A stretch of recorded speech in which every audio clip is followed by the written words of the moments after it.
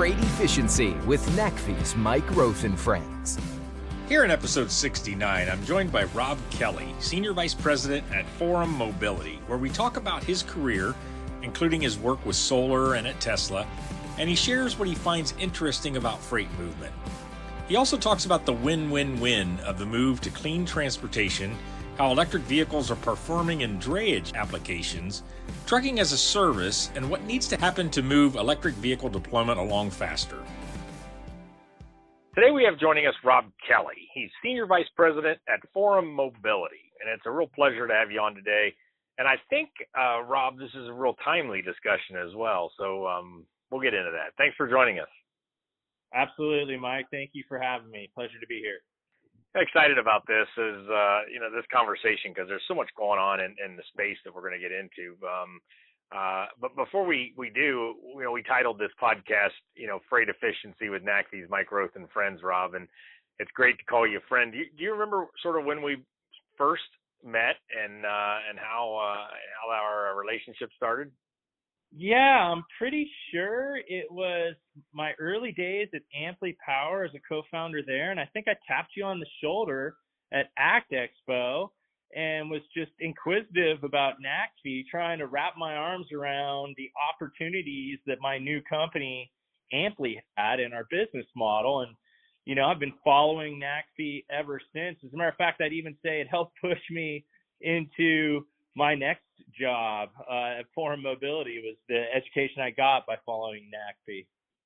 It's funny. I asked that question. I think we're up to like almost 70 podcasts, and it reminds me of when you go reserve a restaurant or something, and it says, "How did you find out about us?" Was it the internet, or did a friend, or whatever? And I think if I ever did go back and look, probably I met you at ACT Expo is one of the most common results of how these friendships started that are on my podcast. So you had a really interesting career. I was going on the internet and stooping a little just to make sure I knew more about you. But you go back to Solar City and Tesla and Amply and now Forum. Man, tell us a little bit about that career and what got you so passionate about this particular area you're in now, or this pathway, and maybe bring up a few juicy moments from your career, Rob. I mean, it's always good. Listeners always want to know those sort of things. Right. Well, I always, as a young mid-20s guy, I worked in a lot of different areas. Solar, before solar, I was in software. I was selling industrial controls and trying to find my way. And then I was just really turned on to do something that had more meaning. And solar made a whole lot of sense to me, right? The source of energy of the sun, to be able to bring economies of scale to solar and have it proliferate.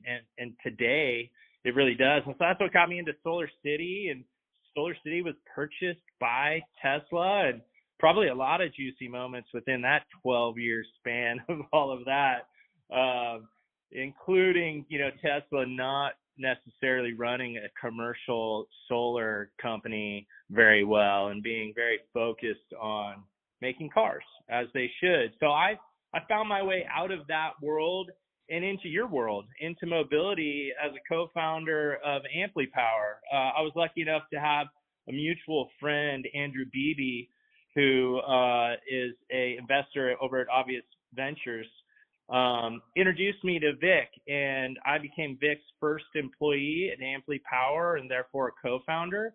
And for the next almost 3 years, kind of built my Rolodex around your world, to include going to things like ACT Expo and understanding, we were providing charging as a service. So engineer, procure, construct, own, and operate charging depots, usually behind people's private gates, and then monetize all the subsidies and then sell back that energy to those electric vehicle fleets. And I really became attracted to freight and goods movement. And I met the guys at forum energy partners who have a long history, like I do, in renewable energy, and we're interested in using their skill set to help, advance mobility and electrification of transportation. And so I was lucky enough to then, help found this team, and the team is just full of, clean tech infrastructure veterans who, in their DNA is building infrastructure.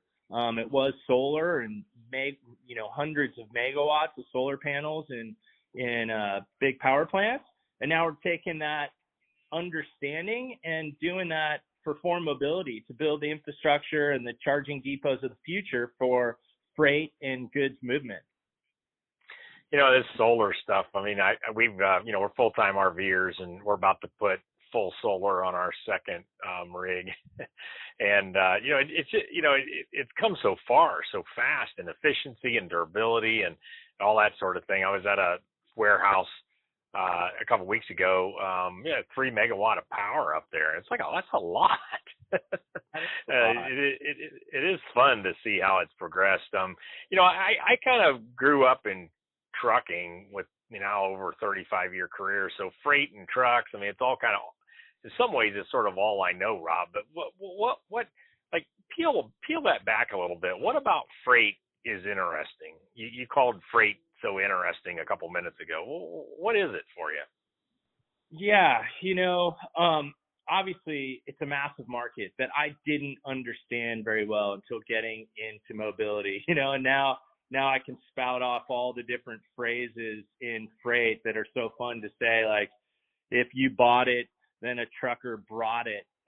Those types of things. I heard a great one the other day, which is doctors deliver babies and truckers deliver everything else. It's really what makes the American economy hum is trucking, and so to now be a part of it, it's really exciting.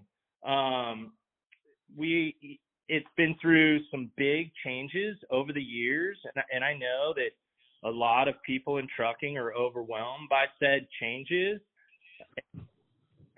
It's fun to bring a business model to this world that is really going to help the transition. And, as well as anybody, right, Mike? A lot of the guys in this world are kind of doing it kicking and screaming because of the mandates, not necessarily really thrilled to have to be doing this. But we know that we can, both eliminate emissions and do it on a lower cost per mile. This is a policy-driven, subsidy-driven marketplace, something that our team is very familiar with. And we can, we know that we can offer charging and a truck, kind of truck as a service, as you're starting to hear people say. So we engineer, procure, construct the charging depot, we buy and own the truck, and then we can give them all of that at a competitive rate to going out and buying a brand new diesel truck and having to buy, $5 diesel fuel. And that to me is, really exciting. We're at this pivotal point right now. And we're proud to embrace this work that could be a win-win-win for everybody involved. Cleaner air, doing the right thing by the truckers. It's going to help with trucker retention, being able to earn more money, have less stress, have healthier drivers, not having to breathe poor air, not to mention the communities that surround these goods movement corridors who suffer from more asthma and more cancer. So yeah, all of that is super exciting to me, as I think you can hear in my voice, and we get to pull up this front row seat as the trucking industry is going through so many changes between the mandates and AB5 and how COVID changed the way we purchase goods. And I feel really fortunate to now be a part of, I guess, your world, Mike. Yeah. Thanks. I think, the freight and trucking industry oftentimes are looked at as, slow to change and this, that, and the other. But I find it more of a modesty problem than it is a change problem. And what I mean by that is, the industry's been through a ton, with NOx and particulate matter emissions is one of them, where 70 by 2010, you needed 70 trucks to have the emissions of just 10 years earlier of a single truck. So, we're 70 times cleaner in diesel trucks, not the NOx and particulate matter. And of course, now we're working on greenhouse gas and ultimately getting to zero with these electric trucks. So, I think we've already been through a lot, but we just don't talk about it, and we don't sense it. So I think now, we both need to talk about it, and because these transformations with zero emission and then even ultimately autonomy and other things, and even some of the ones you mentioned around labor and so forth, I think the industry's figuring out how to change, and it is exciting times. And then companies and people like yourselves coming into it to help us do that, is really what's needed. So I hear you have an announcement, or you've got some things that you're talking about publicly now at Forum Mobility. Walk us through the latest. Yeah, we have. Yeah, that's why your first reference early on is that you caught me at a good time. A busy couple months, and obviously some of this stuff's been brewing much longer than that. But in December last month, we had a ribbon cutting for our first customer. Rudy Diaz, the owner and CEO of a small logistics company in Long Beach called Height Logistics, trusted us to implement our business model at his yard. He had not run EVs before, but we bought 3 BYD trucks, 1 Kenworth, and 1 Volvo. The first 4 I mentioned are working today in his yard, moving freight from the port of Long Beach and the port of LA to the Inland Empire. And then we'll have a 5th truck, a Volvo, delivered in May.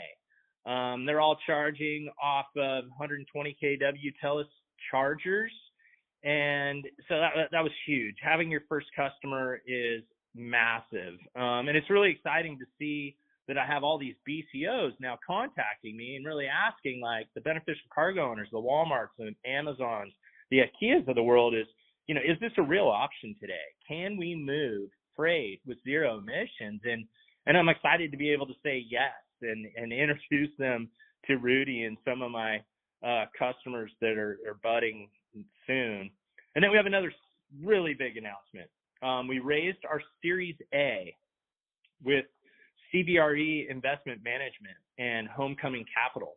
And then all of the follow-on folks that gave us our Series Seed also participated, which is always, a good sign that they wanted to continue on this path with us. And so we raised $15 million to help grow this business, hire some more really smart people, and get our word out there to be able to build these depots and buy more trucks.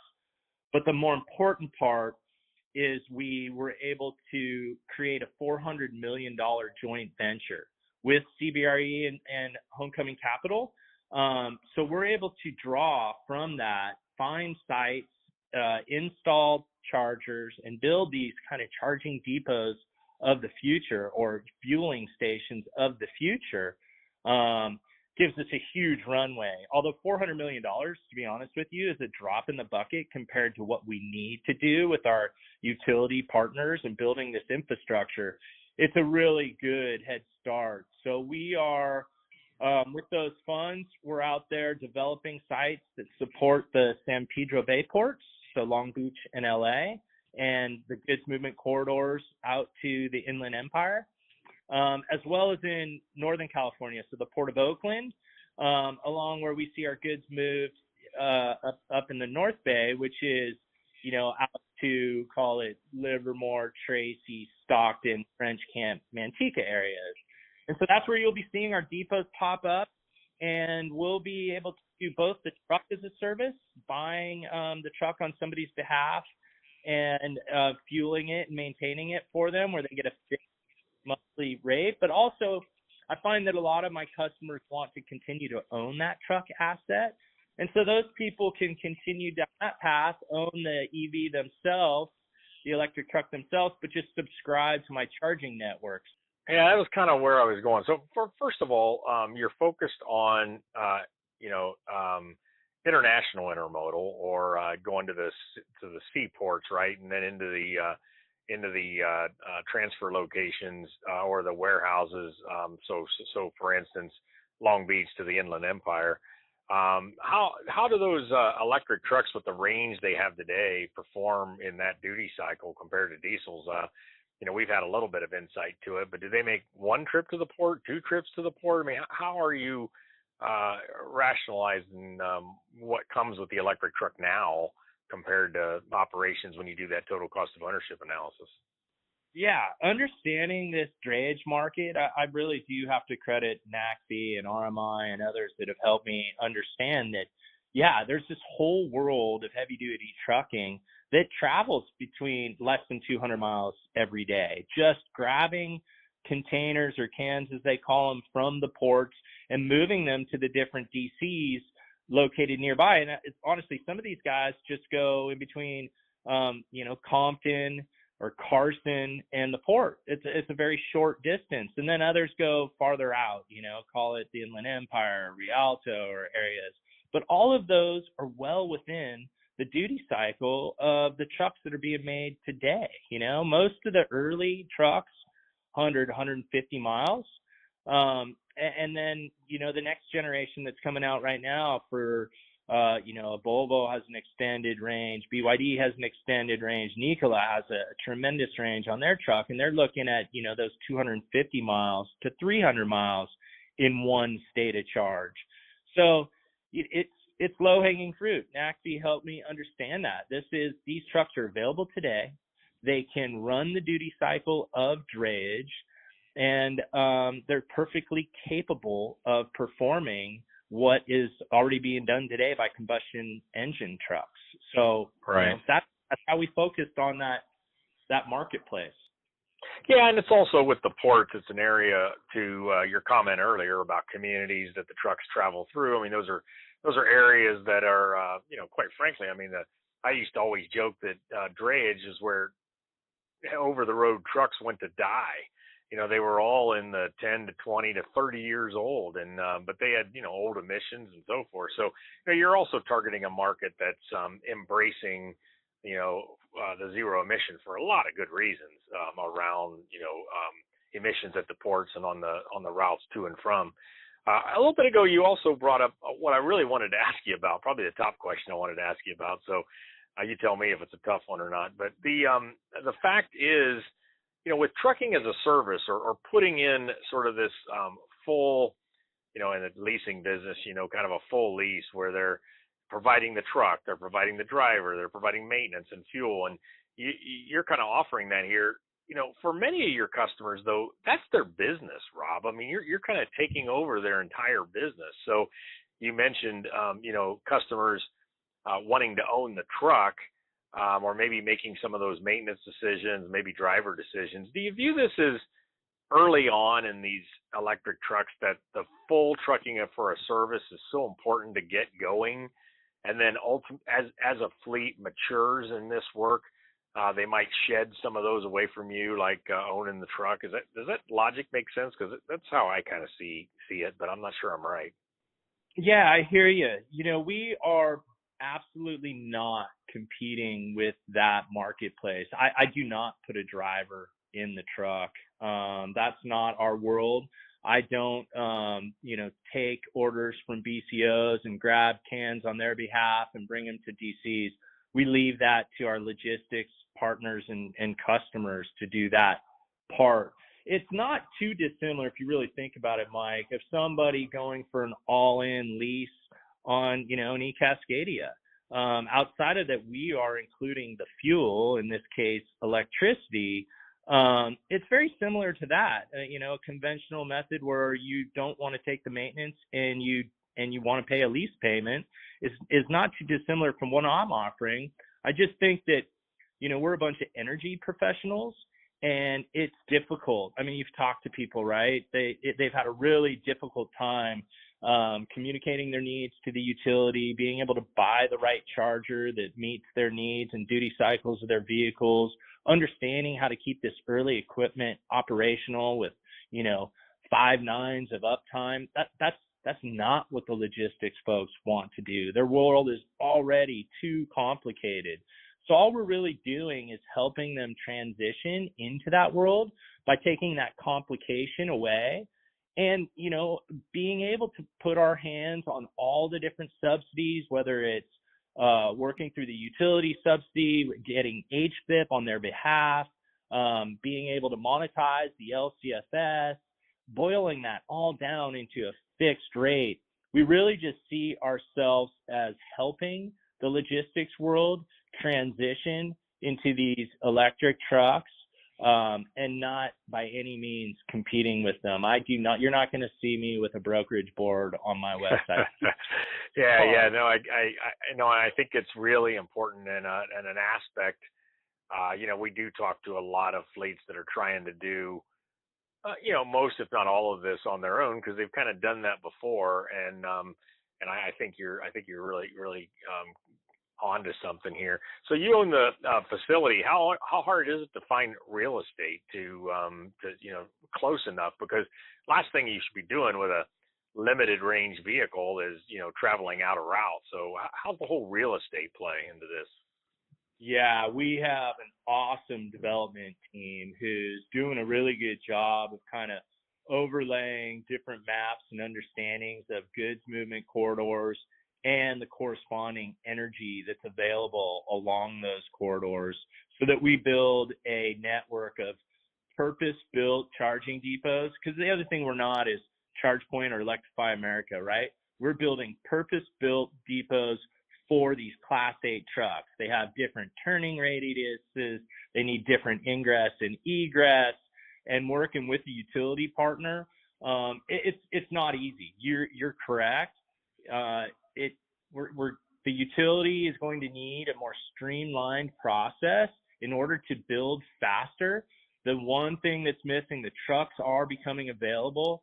The charging depots are not. And charging depots specifically built for these Class 8 trucks are not. So, you won't find me, at LAX. You won't find me in an area where you don't also see a Class 8 truck pulling a container. That's where you'll find our depots. But we need some help. We need some help from our utilities. And you know what else we need? We need the BCOs to stand up and tell their logistics partners that they are looking for zero emissions goods movement, that they want this. I still hear a lot of my logistics friends going, I don't know. They haven't asked me for it yet. So I'm trying to go out there and buy my last 20 combustion engine trucks until my BCO asks me, because they're trying to meet their sustainability goals. Yeah, and we're seeing the next phase start to happen where they ask them, but then when they find out, what it's going to cost and what the limitations, or maybe limitations are wrong word, kind of constraints on the operations become, it's like, oh, wait a minute, I'm not ready for that. So, this is a change, and really going to use the T word. I mean, this is a transformation. This isn't just, drop in these vehicles to the current operations and make them successful. I got to believe these depots, you brought up turning radiuses and all this. I mean, these are bigger square foot facilities or places than a lot of people think about, just because of the size of these vehicles, turning radiuses, place you're going to need some parking, on and on. So yeah, big challenges. But will there be public charging at your facilities, or will these be more kind of closed to your customers? Yeah, so I won't be building these behind a customer's gate. They will be properties that Forum Mobility either lease owns but controls.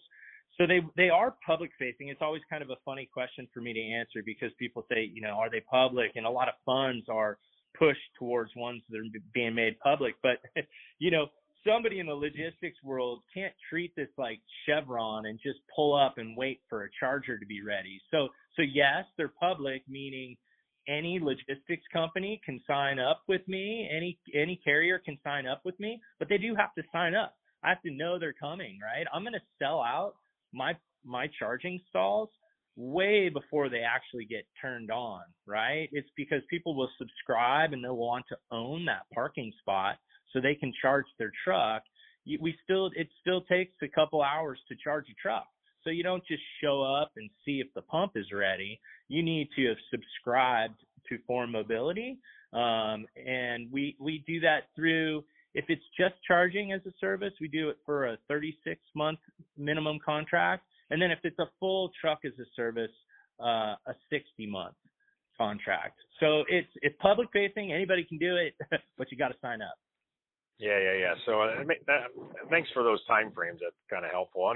Rob, we always run out of time really quickly, and we got a final question for you about, what do you want others to do, and what do you think needs to happen to move this faster than we're currently on? You mentioned earlier the what we call shippers, or the people with the freight to sort of step out and demand sustainable or zero emission movement of their goods as being one. But what are some other things that maybe there's somebody on this call that can go make something happen that you need? So what comes to mind there? Yeah, I kind of touched on it a moment ago, in that, for the scale and speed that we need for this monumental transition to move, just in California alone, there's upwards of 30,000 trucks running drayage. It's a tremendous amount of trucks to move over to the grid. So our utility partners really need to revise their interconnection and distribution system upgrade process. It's just too hard and too slow right now.